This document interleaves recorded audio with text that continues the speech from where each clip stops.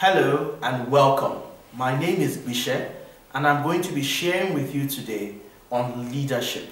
Specifically, I'm going to be talking about the DNA of leadership. The question we need to ask ourselves and answer today is what makes leaders tick? What flows in the veins of leaders? What indeed is the DNA of leadership? If you have been a student of leadership, you may have learnt by now that leadership is a process and not an event. Leadership develops daily and not in a day. The questions we want to ask today are around what does it take to grow as a leader every day? What indeed is the daily agenda of a leader? What are those things that leaders think about each day? And I have checked into my own background, my own leadership journey, and I have developed this model called the leadership DNA, which I will share with you today. And it consists of 6 thoughts, 6 actions that leaders ponder, reflect upon, and act upon each day in the discharge of leadership duties. Leadership DNA point number 1 is that leaders seek to find the right place. The questions that leaders ask themselves are, what are my unique strengths? What are my unique talents and giftedness? And very importantly, what are my core values? Leaders then ask themselves, am I living according to these values? Am I playing to my strengths, my talents, and my giftedness? Am I a square peg in a square hole? Am I in the right career? Am I in the right profession? Am I doing the right business? Leaders have to find themselves first and be sure and comfortable with where they are. The second challenge for leaders, as far as the DNA goes, is finding the right people. Leaders have learned that you can't do it alone. To create that winning team, you need to get the right people to support you. The questions that leaders need to ask is, for example, are my people square pegs in square holes? Or are they square pegs trying to fit very difficultly into round holes? Leaders need to ask themselves questions like, for example, do I have the right set of people? Do they have the right set of skills that can complement me and add to me in those areas where I'm not very strong? Do I have people who buy into me, who buy into my vision, and who buy into my leadership? Leaders are concerned each day with finding the right people. The third challenge, as far as the leadership DNA is concerned, is motivating and keeping the right people. Having found the right people, it is very, very important for leaders to motivate and keep the right people.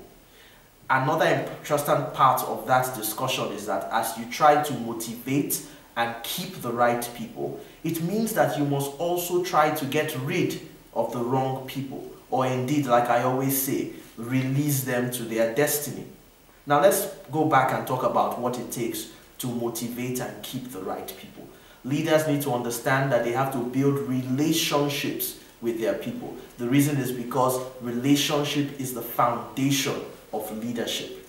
The second thing that leaders need to do to motivate and keep their people is to find out what intrinsically motivates each and every one of those right people and ethically use those motivators to sort of manage the people's careers. So let's say you find somebody who is motivated by meeting people, traveling, talking and making relationships with people. Then what you want to do as a leader is to put the person in a job that exposes them to things like meeting people and networking and traveling. And every time you give that person the opportunity, you remind the person that, look, I know you really like this, and so here's an opportunity to do it.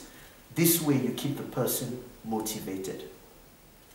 The fourth thing that is critical for leaders, that great leaders think about each day, is how to create results with the people that they lead.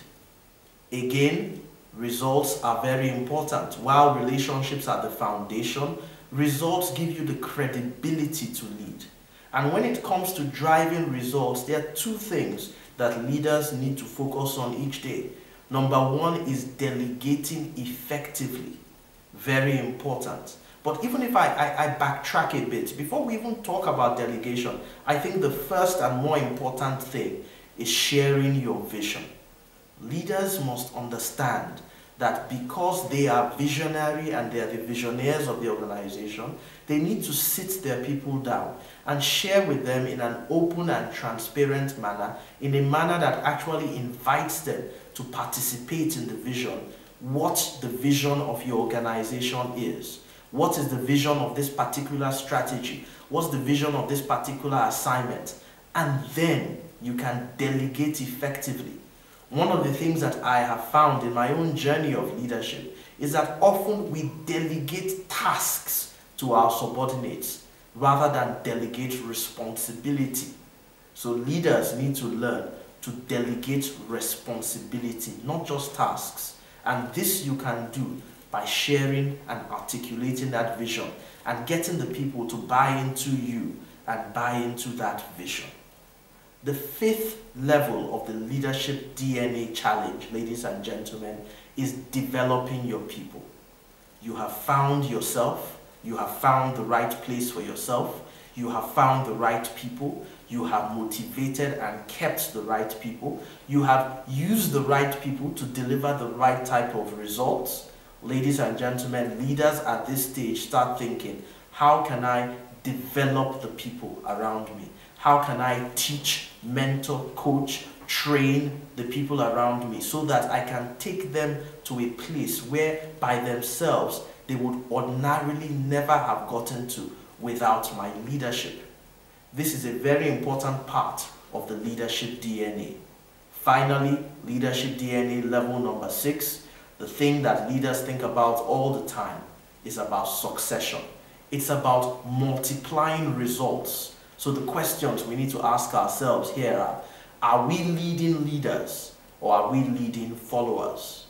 If you are leading leaders, then you would have taught them what leadership is. They would have begun to find themselves. They will have begun to find people to support them. They will have begun to motivate and keep the right people. They will have begun to start creating results with their own little teams. And then as a leader, you will have succeeded in creating a succession plan, a legacy, because the true measure of leadership is not what happens when you are in charge, it's what happens after you have left. Ladies and gentlemen, the DNA of leadership, the 6 things that run through the veins of real, authentic leaders. Number 1, finding yourself and your place. Number 2, finding the right people. Number 3, keeping and motivating the right people. Number 4, delivering results with the right people. Number 5, developing and teaching the right people. And very important, number 6, creating a succession and a legacy and multiplying the impact of your leadership. Thank you.